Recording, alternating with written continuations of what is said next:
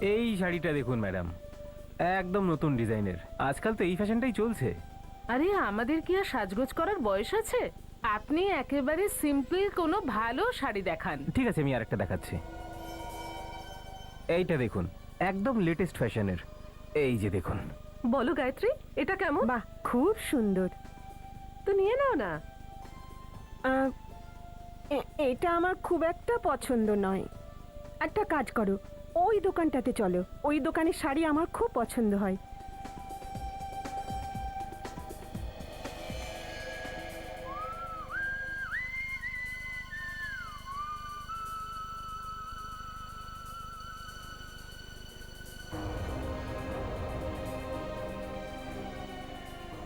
শুনুন, একটু দাঁড়ান না।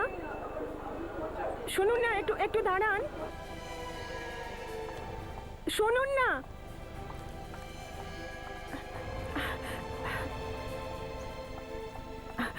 শুনুন, শুনুন, একটু শুনুন। আরে দাঁড়ান না একটু।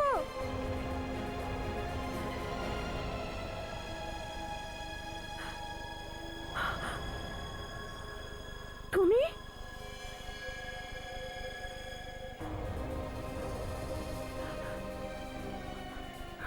গায়ত্রী, গায়ত্রী, গায়ত্রী দাঁড়াও, গায়ত্রী দাঁড়াও, কোথায় গায়ত্রী! যাচ্ছো? দাঁড়াও, দাঁড়াও। আরে দাঁড়াও, আরে কি করছো? পড়ে যাবো তো তুমি। ওনাকে দাঁড় করাও, ওনাকে পড়ে দাঁড় যাবে করাও। তুমি, কেউ এদিকে নেই সরে ওখানে। এসো। গায়ত্রী, ওখানে আরে কেউ নেই ওখানে। কেউ নেই ওদিকে। কেউ নেই ওদিকে, কেউ নেই। নিজেকে সামলাও গায়ত্রী, কি হয়েছে কি তোমার? গায়ত্রী, কি দরকার ছিল? আমি জিজ্ঞাসা করছি কি দরকার ছিল মলে গিয়ে তামাশা করার? সবাই ব্যাপারটা নিয়ে কত হাসাহাসি করছে জানো? দেখো বৌমা, একটু ভালোভাবে কথা বলো। এমনিতেই ও এত ঘাবড়ে আছে, তারপর তুমি। আমি আমার শাশুড়ির সঙ্গে কিরকম ব্যবহার করব সেটা আমি আপনার কাছ থেকে শিখবো না, বুঝেছেন? না আপনি ওনাকে নিয়ে যেতেন, না এইসব কাণ্ড কারখানা হতো। আচ্ছা, তাহলে এটাও আমাদের ভুল যে আমরা ওকে ওখানে নিয়ে গেছিলাম। চলো রিনা, আমরা এখানে থেকে আর অপমানিত হব না।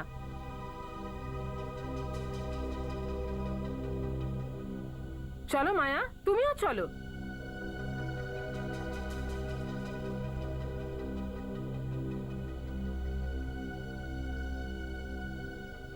ওর ব্যবহার দাঁড়ালে কেন, এসো। এবার আমাকেও যেতে হবে। আপনি প্লিজ আপনার খেয়াল রাখবেন। 1 মিনিট দাঁড়াও, আমিও যাব। চলুন।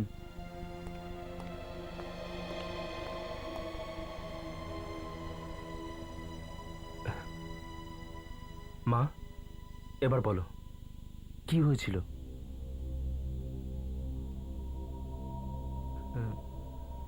দীপক, হ্যাঁ? আমি না।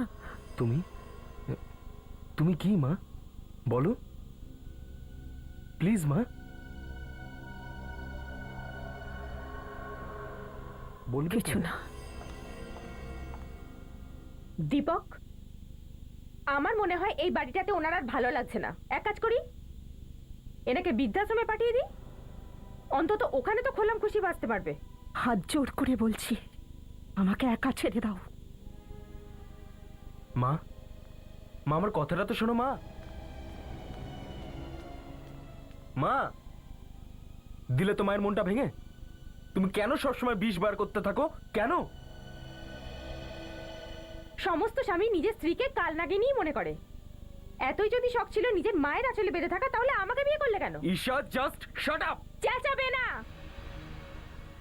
তোমার মাই বাড়ি ছেড়ে যেতে চাইছে না, না? এই বাড়ি বন্ধক আছে, যে কোনো সময় নিলামে উঠতে পারে। এই ব্যাপারটা কি উনি জানেন না? তখন কি হবে? গুলির আওয়াজ মায়ের ঘর থেকে। মা,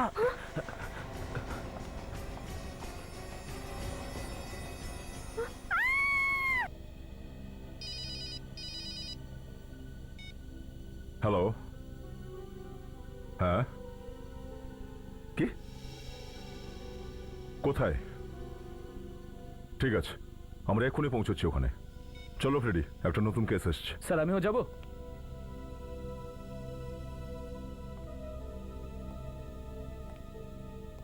নিখিল, এখন তোমার আরো একটু প্র্যাকটিস দরকার।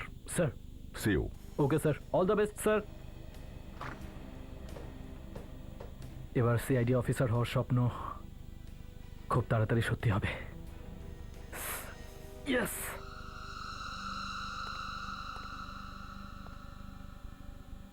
অনেকটা রক্ত বয়েছে। স্যার, গায়ত্রী দেবীর জ্ঞান ফিরেছে। গায়ত্রী দেবীর আঘাত তো বেশ কমই, এই রক্ত ওনার হতে পারে না।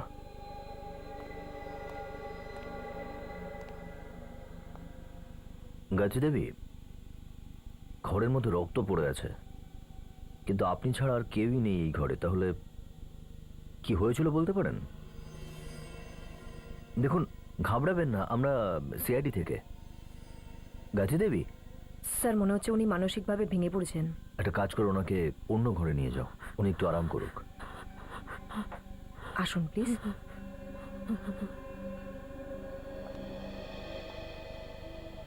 তো আপনারা গুলি চলার আওয়াজ শুনেছেন আর দৌড়ে এখানে চলে এসেছেন। হ্যাঁ ঠিক স্যার, আসলে আমি খুব ঘাবড়ে গিয়েছিলাম যে মা আত্মহত্যা করলো না তো আবার। আত্মহত্যা? কিন্তু গায়ত্রী দেবী আত্মহত্যা করবেন কেন? অ্যাকচুয়ালি শ্বশুরমশাই মারা যাবার পর উনি খুব একা হয়ে গেছেন, খুব মনমরা হয়ে থাকেন, এই জন্য হয়তো। গায়ত্রী দেবীর কাছে বন্দুক আছে? কই না তো স্যার। তাহলে আপনারা এটা কি করে ভাবলেন যে উনি গুলি চালিয়ে আত্মহত্যা করবেন? জানি না কেন স্যার, হয়তো খুব টেনশনে ছিলাম বলে এই কথাটা মুখ থেকে বেরিয়ে গেছে। আপনি বলছিলেন যে গায়ত্রী দেবী বেশ একাকিত্বে ভুগছেন, উনি একাই থাকেন এই ঘরে? হ্যাঁ স্যার। তাহলে কে ঢুকতে পারে ওনার ঘরে? কেউ তো নয় স্যার। কেউ তো আছেই, না হলে এতটা রক্ত কি করে পড়ে থাকবে? গুলি চলার আওয়াজ পেয়েছেন আপনারা, গুলি তো কারো লেগেছেই। স্যার, হ্যাঁ ফ্রেডি, এই আলমারিটা তো দেখছি খোলা পড়ে আছে, এখানে আবার কেউ চুরি টুরি করতে আসেনি তো? একবার এসে দেখুন তো আলমারি থেকে কিছু গায়েব রয়েছে কিনা। মায়ের কাছে তো এমন কিছুই নেই যা চুরি হয়ে যাবে। আমি দেখছি।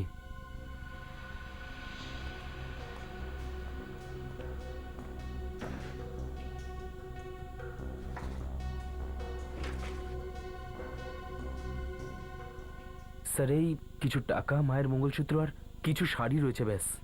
স্যার, এটা যদি চুরিরই কেস হয়ে থাকে তাহলে চোর টাকা আর মঙ্গলসূত্র নিয়ে গেল না কেন? তার আগে এটা জানা দরকার যে চোর পালালো কোন রাস্তা দিয়ে।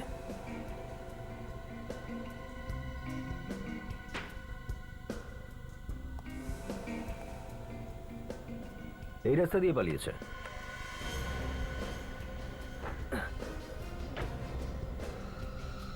ও মাই গড,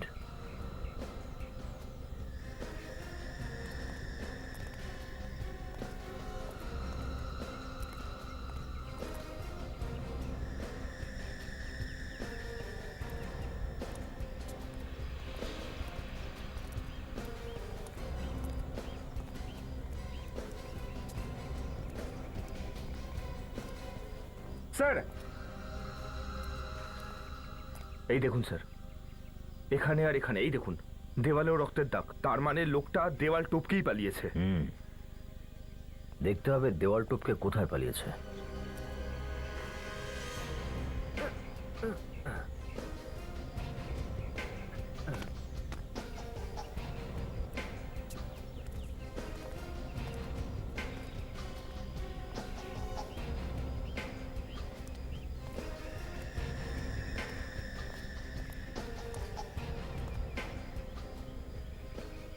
গাড়ি দাঁড়িয়ে?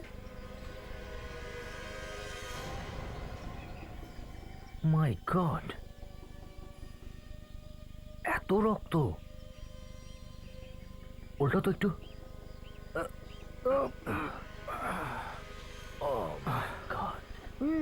এত নৃশংস মৃত্যু, মুখটাই তো বিগড়ে গেছে। স্যার, যদি মুখের ভেতরে বন্দুক রেখে গুলি চালানো হয় তাহলে মানুষের এরকম হাল হতে পারে, কিন্তু স্যার এই অবস্থায় একটা মানুষ এখানে আসলো কি করে?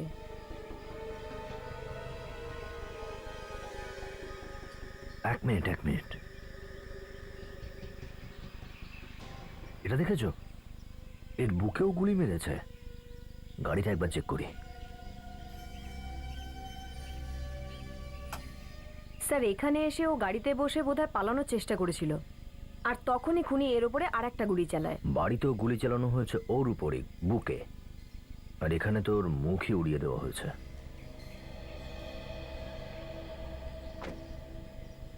এমনিতেও যদি ওর মাথায় গুলি নাও করা হতো তাহলেও লোকটা মরেই যেত। বুকে গুলি করা হয়েছে। এটা কি?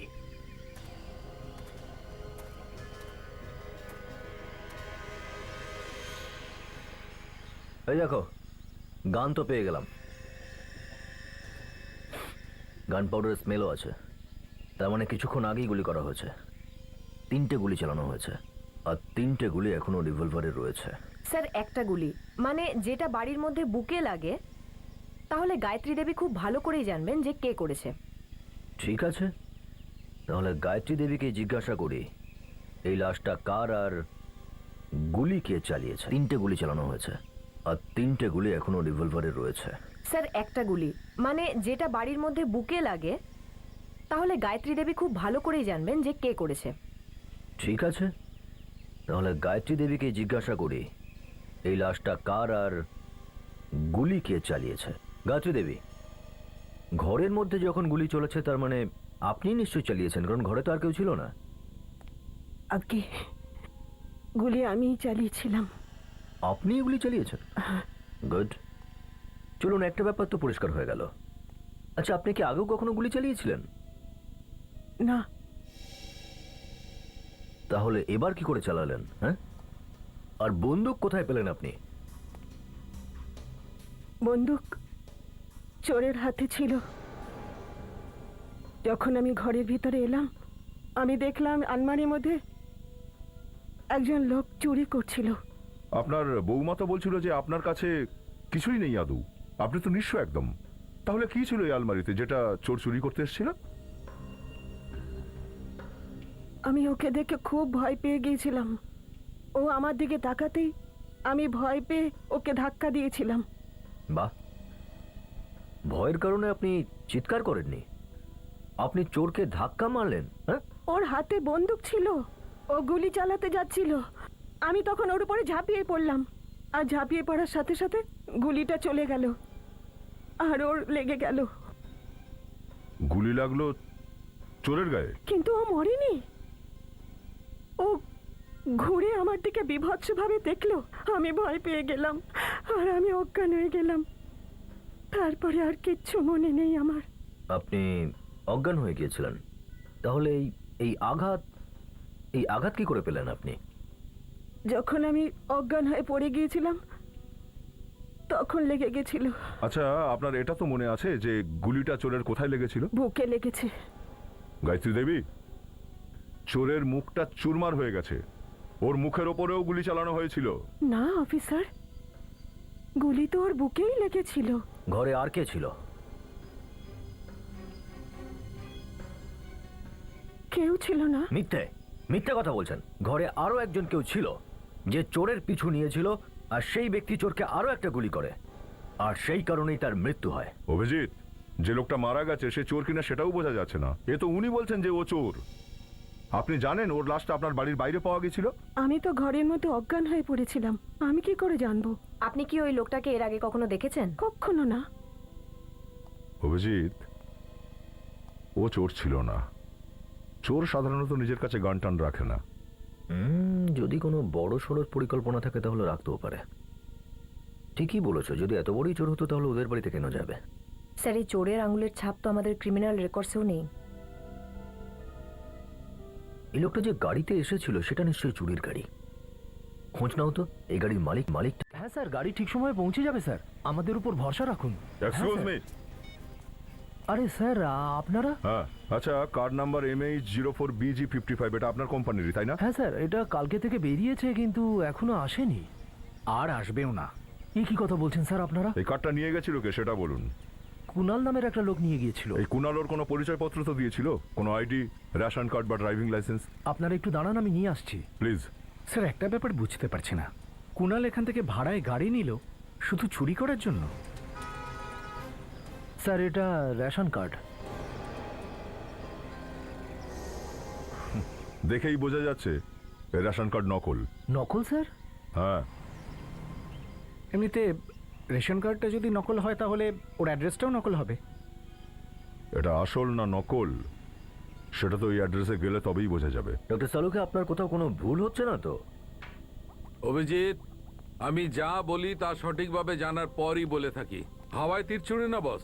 না না, আজ সারিকা ম্যাডাম নেই তো, তাই আমি ভাবলাম হয়তো আপনার কোথাও কোনো ছোটখাটো ভুল হলেও হতে পারে। কাজের কথা বলি। হ্যাঁ নিশ্চয়ই নিশ্চয়ই।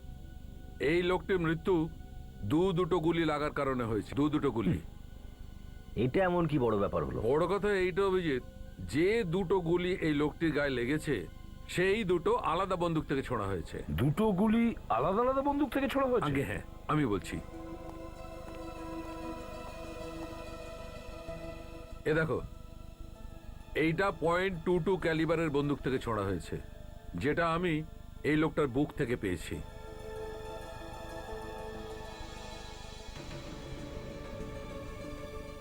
আর এইটা সেই বন্দুক যেটা তোমরা নিয়ে এসেছো, .33 ক্যালিবারের বন্দুক, যেটার দ্বারা এর চোয়ালে গুলি লেগেছে। খুব আশ্চর্য লাগছে অভিজিৎ, কাউকে মারার জন্য একটা লোক একটা গুলি একটা বন্দুক থেকে ছুঁড়েছে আর দ্বিতীয় গুলিটা অন্য বন্দুক থেকে ছুঁড়েছে। কেন? কিন্তু স্যার গুলি তো ওকে গায়ত্রী দেবী মেরেছিল। উনি দাবি করছেন যে উনি ওকে একটা গুলি করেছিলেন, তাহলে দ্বিতীয় গুলিটা কি করলো? অন্য কেউ মেরেছে হয়তো। মানে দুজন খুনি? আর আমি জানি ওই দ্বিতীয় খুনিটা কে। ব্যাস, তাহলে কেস এখানেই সমাপ্ত। সালুকে স্যার দ্বিতীয় খুনিকেও খুঁজে বের করে ফেলেছেন। ওই দ্বিতীয় খুনিটি এই পৃথিবীতে নেই।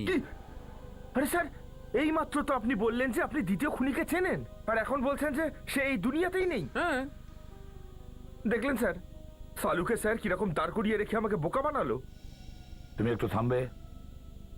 বস, যে লোকটি এর চোয়ালে গুলি করেছে ও আর কেউ নয়, এ নিজেই।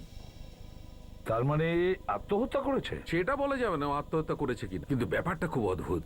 একটা গুলি লাগার পর যে প্রাণ বাঁচানোর জন্য বাইরে ছুটেছে, সে নিজেই চোয়ালে গুলি করলো। আমি এই বন্দুকের ওপর ওর আঙুলের ছাপ পেয়েছি।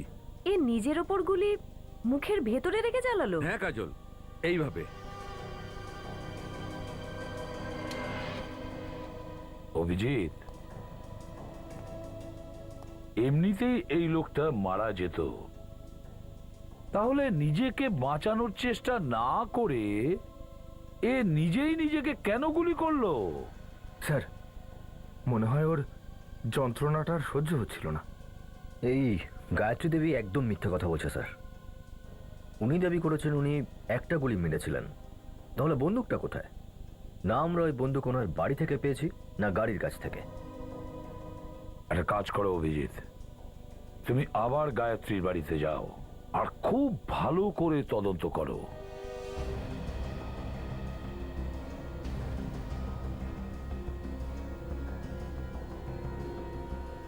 মা যখন স্বীকার করেই নিয়েছেন যে উনি এই খুনটা করেছেন, তাতে এত ভাববার কি আছে? আপনারা ওনাকে গ্রেপ্তার করছেন না কেন? বারবার সেই একই প্রশ্ন কেন আমাদের করছেন? যখন খুন হয়েছিল তখন আপনারা এখানে ছিলেন, আপনারা জানেন এখানে কি ঘটেছিল। আসল খুনি ধরা পড়াটা খুবই প্রয়োজন, আর যতক্ষণ ও ধরা না পড়ছে ততক্ষণ। মানে খুন গায়ত্রী দেবী করেনি? যদি খুন গায়ত্রী দেবী করে থাকবেন তাহলে এই বন্দুকটা কোথায়?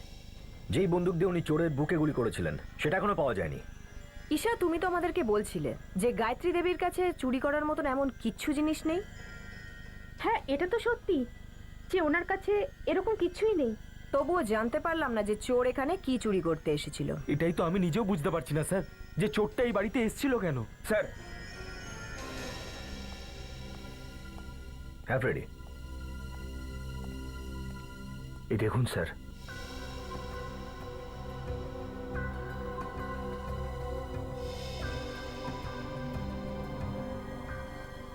এটা এটা তো জুতোর ছাপ।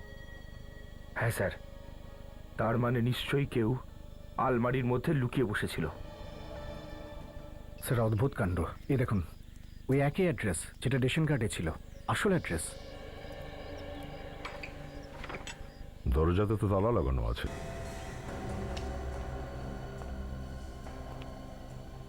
রুম একদম খালি দেখছি, কোনো জিনিসও নেই তো এখানে তেমন।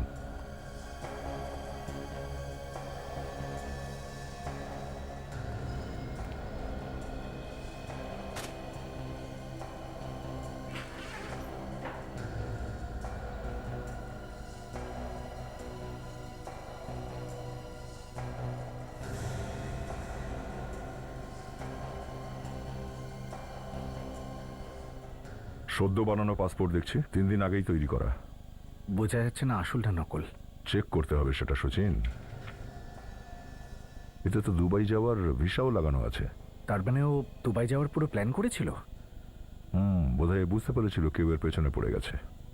কিন্তু কে হতে পারে? ভাবছি এটাই, এ কার থেকে পালাচ্ছিল। দেখো কিছু পাও কিনা।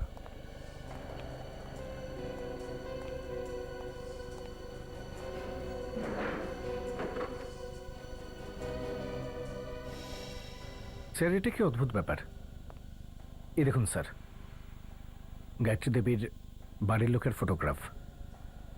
গায়ত্রী দেবীর বাড়ির লোকেদের ছবি কুণালের কাছে কেন? স্যার এমনটা নয় তো যে গায়ত্রী দেবের কুণাল একে অপরকে চিনত? একে অপরকে চিনত যদি, তাহলে গায়ত্রী দেবী ওর ব্যাপারে আমাদের বললো না কেন কিছু? আপনি আমাদের মিথ্যে কেন বলেছেন? হ্যাঁ, আমি কোনো মিথ্যে বলিনি। আপনি বলেছিলেন এই বন্দুক থেকে যে গুলি চলেছে সেটা চোরের বুকে লেগেছে, বলেছিলেন কিনা? হ্যাঁ বলেছিলাম। কিন্তু সত্যিটা হলো এই বন্দুক থেকে যে গুলি বেরিয়েছে তা চোরের মুখে গিয়ে লেগেছে, বুকে নয়। কি? আগে হ্যাঁ। তাহলে সেই বন্দুক কোথায় যেটা দিয়ে আপনি গুলি চালিয়েছেন? কোথায় সেই বন্দুক? কারণ আপনার বন্দুক দিয়ে যদি গুলি চলতো আর সেটা যদি চোরের মুখে গিয়ে লাগতো তাহলে সেখানেই পড়ে যেত, পালাতে পারতো না। এই বন্দুকটা আমরা চোরের লাশের কাছ থেকে পেয়েছি, আপনার বাড়ির থেকে নয়। তাহলে সেই বন্দুকটা কোথায় যেটা আপনি গুলি চালিয়েছেন? কোথায় সেই বন্দুক? আমি জানি না। আমি বললাম না আমি অজ্ঞান হয়েছিলাম। মিথ্যে বলছেন আপনি।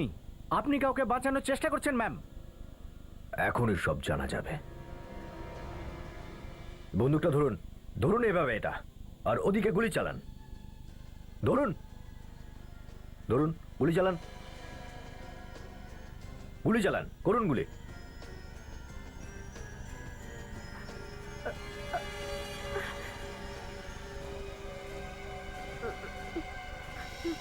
হাত কাঁপছে আপনার, আপনি গুলি চালাতেই পারেন না। তাহলে সেদিন কিভাবে গুলি চালালেন? হ্যাঁ, আমি তো বলছি ভুল করে চালিয়েছিলাম। আবার সেই কথা। দেখুন গায়ত্রী দেবী, যা সত্যি সেটাই বলুন আপনি। আপনি এই লোকটাকে চেনেন কি?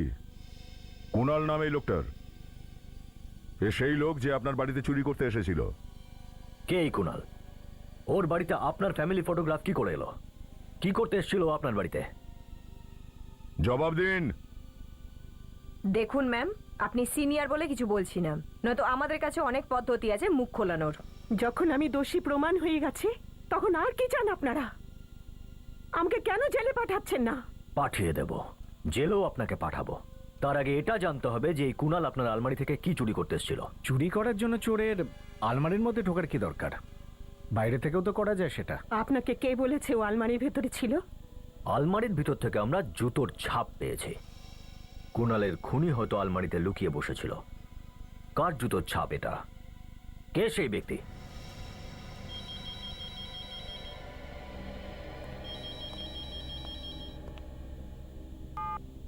হ্যালো, কে? ব্যুরোতে কারোর ফোন ট্যাপ হচ্ছে? হ্যাঁ হ্যাঁ। ফোন ট্যাপ হয়েছে? কার কার কার ফোন ট্যাপ হচ্ছে? নাম্বারটা কি বলুন? 1039 57 599। কিন্তু এটা তো আমাদের কারোর নাম্বার নয়। এক মিনিট স্যার।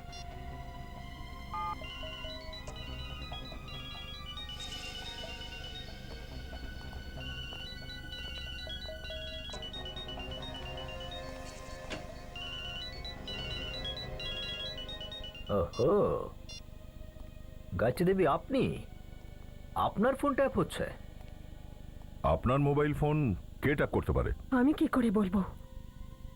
আমি তো নিজেই অবাক যে আমার মোবাইল কে ট্যাপ করছে। সেটাই তো। এমন কি রহস্যজনক বিষয় আছে যে আপনি ফোনে বলতে পারেন? কোনো রহস্যই নেই। পুরো সত্যটা আপনাদের সামনে তুলে ধরেছি। সত্যিটা কি খুব শিগগিরই জানা যাবে সেটা। শচীন, একটা কাজ করো, খোঁজ করো এটা কার কাজ, কে করছে এই ফোনের ট্যাপিং।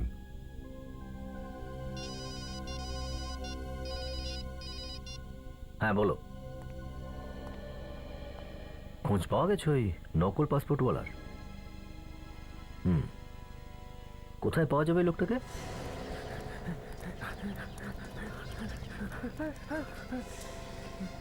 নকল পাসপোর্ট কেন বানিয়েছিস? স্যার স্যার আমি নকল পাসপোর্টের ধান্দা অনেক আগেই বন্ধ করে দিয়েছি স্যার। আর যখন থেকে আমি জেলের সাজা কেটে এসেছি আমি একদম ভালো ছেলে হয়ে গেছি স্যার। এই নকল পাসপোর্ট কেন বানিয়েছিস? আমি বললাম না স্যার, আমি ভালো হয়ে গেছি স্যার এখন। স্যার ছেড়ে দিন স্যার, লাগছে স্যার। যতটুকু জিজ্ঞাসা করব সেইটুকুর উত্তর দিবি, বুঝলি? অন্য কথা অন্য কাউকে শোনাবি। বলছি স্যার, বলছি স্যার। বল, নকল পাসপোর্ট তুই বানিয়েছিস তাই না? হ্যাঁ স্যার, পাসপোর্ট আমিই বানিয়েছিলাম স্যার। কার জন্য বানিয়েছিলি তুই? লোকটার নাম কি? স্যার ওর নাম কুনাল। আসল নামটা বল। ভালো নাম তো মনে আসছে না স্যার। মনে পড়ছে না? যতবার তোর স্মৃতি তোকে ধোঁকা দেবে তোর এই অবস্থাই হবে ততবার। বল। স্যার ওর ভালো নাম মোহিত স্যার। মোহিত? কোথায় থাকে এই মোহিত? স্যার এটা তো জানি না স্যার। মনে পড়ছে না? স্যার আমি সত্যি কিছু জানি না স্যার। স্যার আমি শুধু এটুকুনি জানি যে ও কোন একটা বিস ফাইন্যান্স কোম্পানিতে চাকরি করে স্যার। কি নাম কোম্পানির? বিস ফাইন্যান্স কোম্পানি। খুব ভালো হলো, খুব তাড়াতাড়ি মনে পড়লো নাম এবং কোম্পানি।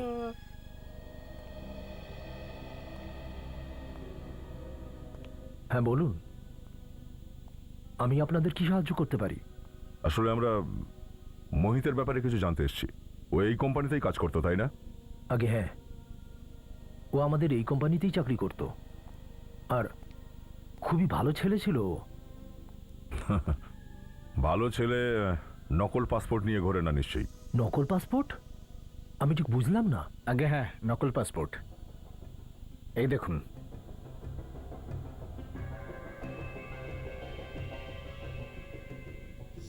কুনাল? কিন্তু এ তো মোহিত। হ্যাঁ আমরা জানি সেটা, এটা মোহিতই। মোহিত এই নকল পাসপোর্টটা 3 দিন আগেই বানিয়েছে। আপনি কি বলতে পারবেন কেন? এ আপনারা কি কথা বলছেন? মোহিত মারা গিয়েছে 4 মাস হয়ে গেছে। কি? মোহিত 4 মাস আগে মারা গেছে? আগে হ্যাঁ, একটা রোড অ্যাক্সিডেন্টেও মারা গেছে। স্যার ব্যাপারটা কি? মোহিত প্রথমে মারা গেল, তারপর কুনাল হয়ে বেঁচে উঠলো, আবার মারা গেল। স্যার আমি কিছু বুঝতে পারছি না। আপনি একটু এই মোহিতের অ্যাড্রেসটা দিন তো আমাদের। হ্যাঁ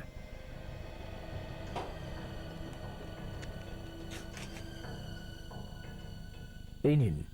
থ্যাংক ইউ। এটা মোহিতের অ্যাড্রেস? হ্যাঁ আপনি শিওর? হ্যাঁ, কিন্তু আপনারা অবাক হচ্ছেন কেন? মাই গড।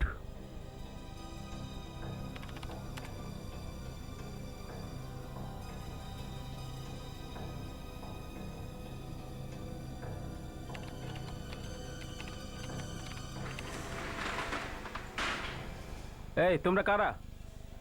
দরজায় আগে নক করা দরকার তো। আরে এর তো মানে লেগে গেল। ঠিক আছে, এবার না হয় দরজায় টোকা মেরে নিচ্ছি। কেউ আছেন ভেতরে? এসব কি মজা হচ্ছে? কারো ফোন ট্যাপ করা ইয়ার কি মনে হচ্ছে তোর? তুই জানিস না এটা বেআইনি কাজ? আমি কারোর ফোন ট্যাপ করিনি। দেখ ভাই, যদি তাড়াতাড়ি সত্যি বলে দিস তাহলে বেঁচে যাবি, আর যদি মিথ্যে বলিস তাহলে আমাকে আমাকে ক্ষমা করে দাও স্যার। আমি আমি এরকম কাজ আর কোনোদিন করবো না স্যার। 1039-57599 এই নাম্বারটা কবে থেকে ট্যাপ করছিস? 2 মাস হয়ে গেল। এসব তোকে কে করতে বলেছে? হ্যাঁ, আমি ওর নাম জানি না। আমি তো এগুলো শুধু টাকার জন্য করি। ওর নাম্বারটা কি? আমি বলতে পারবো না। তাহলে দেখেছিস তো নিশ্চয়ই কখনো? একটু কালো করে 5.5 ফুট মতো হবে। আর কিছু? আর কিছু বলতে পারবো না স্যার। আর কিছু জানি না জানিস স্যার। নিয়ে যাও ওকে। চল। হ্যাঁ ডক্টর সালুকে। হ্যাঁ হ্যাঁ ঠিক আছে, পৌঁছচ্ছি আমরা। টেস্ট করেছি। আর টেস্টের রেজাল্টটা কি বেরোলো? টেস্টের রেজাল্ট এই কথাই বলছে যে লোকটি এখানে শুয়ে আছে ইনি হলেন দীপকের বাবা। কি? হ্যাঁ, এদের দুজনের ডিএনএ ম্যাচ হয়ে গেছে। কিন্তু দীপক তো বলছিল যে ওর বাবার মৃত্যু 4 মাস আগে হয়েছে। অভিজিৎ, এই যে লোকটি এখানে শুয়ে আছে সে দীপকের বাবা, আর এর মৃত্যু হয়েছে মাত্র 2 দিন আগে, 4 মাস নয়। কিন্তু স্যার, যদি এই লোকটা দীপকের বাবা হয়ে থাকে, তাহলে সেই ব্যক্তিকে যার মৃত্যু 4 মাস আগে হয়েছে। স্যার, আমার তো মাথা কেমন ঘেটে গেল। 2টো বন্দুক, 2টো খুনি, আর এখন 2টো বাপ। বাবা মানুষের একজনই হয়, শুধু একজন। যদি এই লোকটার ডিএনএ দীপকের ডিএনএর সঙ্গে ম্যাচ করে, তার মানে একটাই দাঁড়ায়, দীপকের বাবা এই লোকটাই।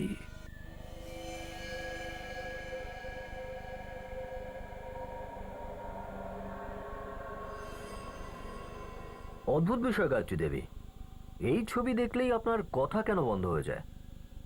হ্যাঁ অভিজিৎ, খুব অদ্ভুত ব্যাপার। আচ্ছা ঠিক আছে, চলুন আমরা একটু সাহায্য করছি আপনাকে, যাতে আপনার সব মনে পড়ে। এই লোকটার আসল নাম মোহিত। হ্যাঁ, এই দেখো, ওনার তো এখনো কিছু মনে পড়ছে না।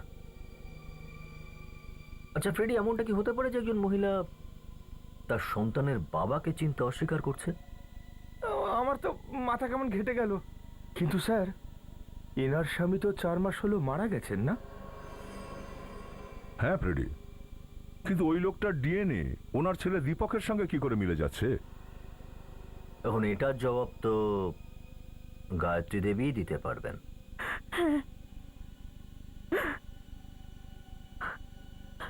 আমার স্বামী মোহিত। কিন্তু সবাই এটাই জানে যে আপনার স্বামী 4 মাস আগেই মারা গেছেন। আমিও তাই মনে করতাম, কিন্তু ওই দিন দেখি মলে। আরে আমার কথাটা তো শুনুন।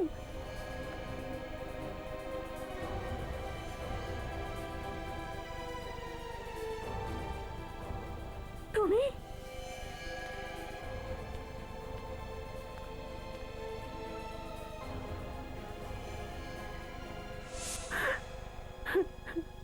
তারপর কি হলো?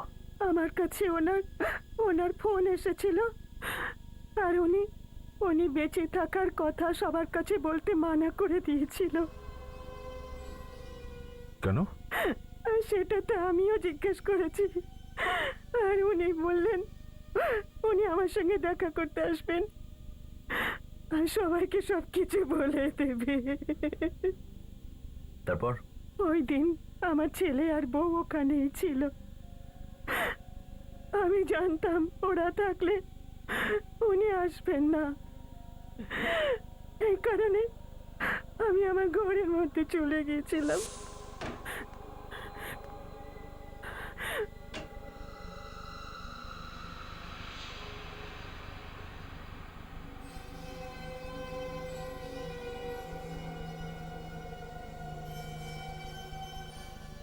তুমি বেঁচে আছো? হ্যাঁ গায়ত্রী, আমি তোমাকে সবকিছু সত্যিই বলতে যাচ্ছিলাম। গায়ত্রী, আমাকে বিশ্বাস করো। যে স্বামী তার স্ত্রীকে ঠকাতে পারে তাকে বিশ্বাস করব? আমি তোমাকে কোনোভাবে ঠকাইনি গায়ত্রী। 4 মাস ধরে বিধবার বেশ পড়ে আছি, তুমি বেঁচে থাকতেও আমার কাছে ফিরে আসোনি, আর এখন বলছো আমাকে ঠকাওনি। আমি যা কিছু করেছি না, আমাদের ভবিষ্যৎ গড়বার জন্য করেছি। কিভাবে? তুমি মরলে আমাদের জীবন কি করে গড়তে পারবে? সব ঠিক হয়ে যাবে গায়ত্রী। 2 দিন পরে তুমি 1 কোটি টাকা পাবে। 1 কোটি টাকা? কে দেবে 1 কোটি টাকা? ইন্স্যুরেন্স কোম্পানির লোকেরা। ইন্স্যুরেন্স কোম্পানি থেকে? হ্যাঁ। ওরা কেন দেবে 1 কোটি টাকা? আমি একটা ইন্স্যুরেন্স করিয়েছিলাম। যদি আমার মৃত্যু যদি কোনো অ্যাক্সিডেন্টের কারণে হয়, তাহলে আমার পরিবার 1 কোটি টাকা পাবে। একটু ভেবে দেখো গায়ত্রী, 1 কোটি টাকা পেলে তুমি কি না করতে পারবে। আমাদের মেয়েটার বিয়ে হয়ে যাবে, ছেলেটা নিজের বিজনেস শুরু করতে পারবে। তুমি আমাদের খুশির জন্য এত বড় প্রতিদান দিলে? তোমরা সবাই খুশি থাকলে আমিও খুশি। আমি দুবাই চলে যাচ্ছি, আমি ওখানেই থাকবো। যদি আমাকে এখানে কেউ জীবিত দেখে নেয় তাহলে খুব গন্ডগোলে পড়ে যাবো আমি। কে তুই? আমি তোমাকে আমার বন্ধু ভেবেছিলাম আর তুমি আমাকে ঠকালে। ইচ্ছে করছে তোমাকে এখনই মেরে ফেলি।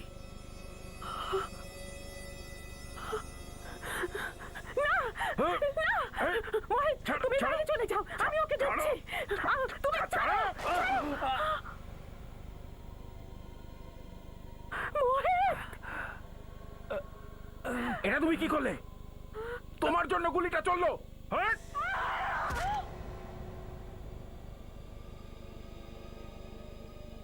গায়ত্রী, আমি যাচ্ছি।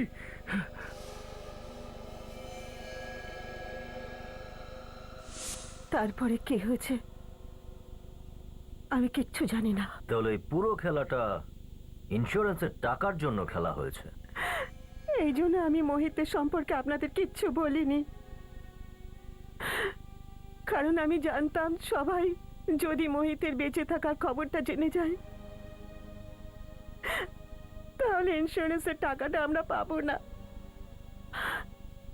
যা আমার মেয়ের বিয়েতে খরচ করতে চাইছিলাম, আমি যা কিছু করেছি আমার পরিবারের খুশির জন্য করেছি। আপনারা আমাকে ফাঁসি দিয়ে দিন, তাছাড়া আমি বেঁচে থেকে কি করব? ফাঁসিতে আপনাকে নয়, খুনিকেই ঝোলাবো। আপনি শুধু এটা বলুন যে ওই লোকটাকে যে আলমারিতে বসেছিল, মোহিতের উপরে গুলি চালিয়েছিল। আমি জানি না, ওই চোরটা মুখে মাস্ক পরেছিল। তবু কিছু তো মনে থাকবে ওর চেহারার বিষয়ে। ও কি বলেছিল কিছু তো মনে থাকবেই আপনার ওর বিষয়ে। অবশ্যই লোকটা বলেছিল যে মোহিত ওকে ঠকিয়েছে, ওর সাথে বিশ্বাসঘাতকতা করেছে। তাহলে সেরকম কারোর নাম বলুন যাকে আপনার স্বামী ঠকিয়েছে। আমি এই ধরনের কোনো লোককে চিনি না।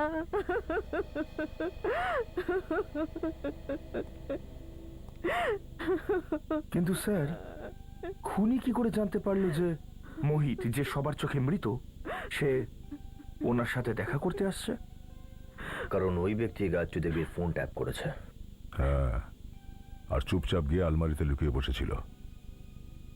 এখন আমাদের এটা খোঁজ নিতে হবে যে পরিবার বা বন্ধুদের মধ্যে এমন কোন ব্যক্তি আছে যাকে মোহিত ঠকিয়েছিল। প্রত্যেকের বিষয়ে খোঁজ নিয়ে জানতে হবে। ভাবলাম আপনাদের জানিয়ে দিই যে খুনির খোঁজ পাওয়া গেছে। কিন্তু খুন কার হয়েছে? খুন আপনার শ্বশুর মোহিত বাবুর হয়েছে। কি? এটা কি করে হতে পারে স্যার? আমার বাবা 4 মাস আগে মারা গেছে একটা অ্যাক্সিডেন্টে। না, ওনার মৃত্যু কোনো অ্যাক্সিডেন্টে হয়নি। ওই অ্যাক্সিডেন্টটা কোনোদিন হয়নি। ওনার মৃত্যু তো শুধুমাত্র একটা নাটক ছিল, নাটক, ইন্স্যুরেন্সের টাকার জন্য। হোয়াট? ইন্স্যুরেন্সের টাকার জন্য? আগে হ্যাঁ। কিন্তু বাবাকে কে খুন করেছেন? হতে পারে যে তুমিই খুনটা করেছো। আমি আমি হ্যাঁ, তুমি যে তোমার শ্বশুর শাশুড়িকে একেবারেই সহ্য করতে পারতে না সেটা পরিষ্কার বোঝা যায়। দেখুন, আপনি আমার স্ত্রীর ওপর এরকম মিথ্যা অপবাদ কখনো লাগাতে পারেন না। তাহলে আপনার উপর লাগাই। আপনি আপনার বাবার কাছ থেকে টাকা চেয়েছিলেন বিজনেস শুরু করার জন্য। হ্যাঁ, চেয়েছিলাম। আর যখন উনি আপনাদের টাকা দিতে অস্বীকার করেছিলেন তখন আপনারা এই বাড়ি ছেড়ে চলে যান আলাদা থাকার জন্য। হ্যাঁ, তো ঠিক আছে না স্যার, এটাকে তো এত বড় করার কিছু নেই, তাই না? ঝগড়া তো সব বাড়িতেই হয়, কিন্তু তার মানে তো এইটা নয় যে ছেলে বাবাকেই খুন করবে। হ্যাঁ, সে কথা তো ঠিক। রোশন বাবু, আপনি তো কখনো বিশ্বাসই করেননি না যে মোহিত বাবুর মৃত্যু হয়েছে? কারণ ওনার লাশটার কোনো হদিশ পাইনি, কি করে বিশ্বাস করব? হ্যাঁ, সে কথা তো ঠিক। এটা তো ঠিকই, যতক্ষণ লাশ না পাওয়া যাচ্ছে ততক্ষণ বিশ্বাস করতে নেই, তাই না? হ্যাঁ, নিশ্চয়ই। তাহলে লাশ না দেখেও আপনি মোহিতের পরিবারের লোককে ইন্স্যুরেন্সের টাকা পাইয়ে দেওয়ার জন্য রাজি কি করে হয়ে গেলেন? ইন্স্যুরেন্স? হ্যাঁ হ্যাঁ, আপনি তো ওই ইন্স্যুরেন্স কোম্পানিতেই কাজ করেন, তাই না? যেখান থেকে মোহিত বাবু 1 কোটি টাকার ইন্স্যুরেন্স করিয়েছিলেন। দেখুন, মোহিত আমার বন্ধু ছিল, আমি ভাবলাম ওর মৃত্যুর পর ওর পরিবারের একটু উপকার হবে, ব্যাস এইটুকুই। আর যখন আপনি জানতে পারলেন যে উনি মারা যাননি, তখন আপনার খুব বড় ধাক্কা লাগে যে আপনার সবচেয়ে ভালো বন্ধু আপনার সঙ্গে বিশ্বাসঘাতকতা কেন করলেন। এগুলো আপনি কি বলছেন? আমি একদম ঠিক বলছি। এই প্রতারণা আপনি সহ্য করতে পারেননি। আপনি রাগে ফুঁসছিলেন, প্রতিশোধ আর সুযোগ পেতেই আপনি মোহিত বাবুকে খুন করেছেন। বলুন এটা সত্যি কিনা? না, একদমই তা নয়। বৌদি, তুমি দেখো না, তুমি কিছু বলো, এনারা কি বলছেন? উমং বাবু, আপনি কোনোদিন কার্ডসের কোনো গেম খেলেছেন? কার্ডস মানে আপনি বলছেন তাস? হ্যাঁ, তাস। তাসের মধ্যে একটা কার্ড এমন থাকে যাকে বলে পাপলু। এই পাপলু পুরো খেলাটার চালই পাল্টে দেয়।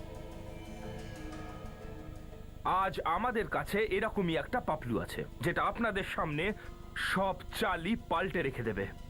নিয়ে এসো। সব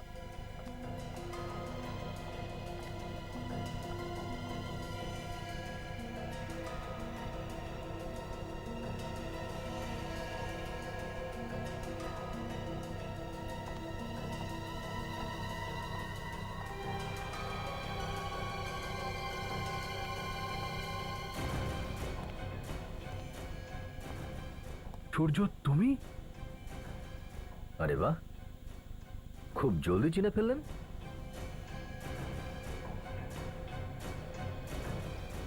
কিরে বল, ইনি সেই লোক তো যে তোকে টাকা দিয়েছিল গায়ত্রী দেবীর ফোন ট্যাপ করার জন্য? হ্যাঁ স্যার, এই লোকটাই করেছে।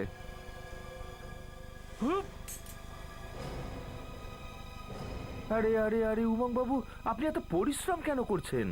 এই বন্দুকের গুলিগুলো তো আমার হাতে। কোথায় যাচ্ছিস? হ্যাঁ, একবার সিআইডি যখন কারো গলা চেপে ধরে না, তখন সেটা কেউ ছাড়াতে পারে না। মোহিতের খুন আমার হাত দিয়েই হয়েছে, কিন্তু কিন্তু আমি ওকে মারতে ওখানে যাইনি। আমি তো শুধু সত্যিটা জানতে চেয়েছিলাম।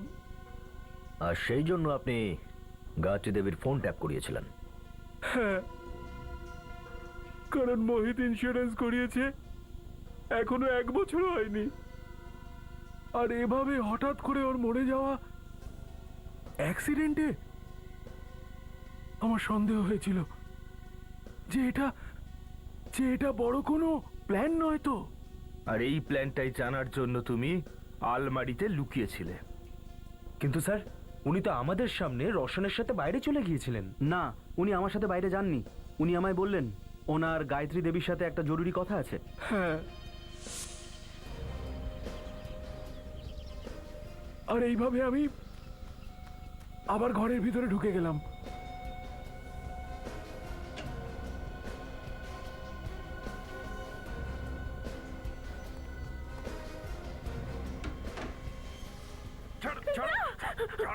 তুমি বাইরে চলে যাও।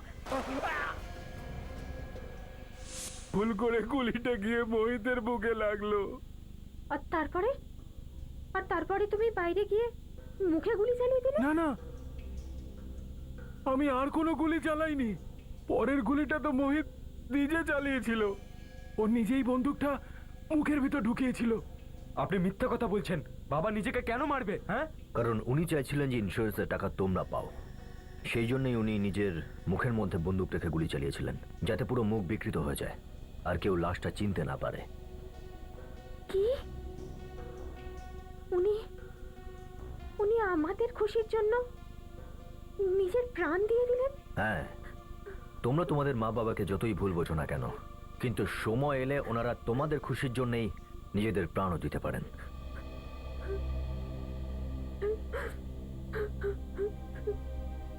মা, আমাকে ক্ষমা করে দিন।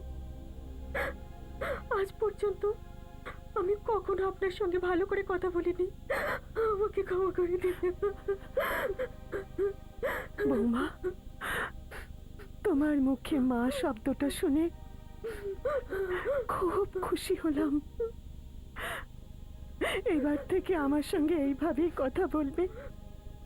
প্লিজ প্লিজ আমাকে ছেড়ে দিন। প্রথম গুলিটা ভুল করে লেগে গেছে। আর দ্বিতীয় গুলিটা মোহিত নিজে চালিয়েছিল। আমি জেনে শুনে মোহিতকে খুন করিনি। আমাকে ক্ষমা করে দিন, আমাকে ক্ষমা করে দিন। আপনার বিচার তো এবার আদালতই করবে।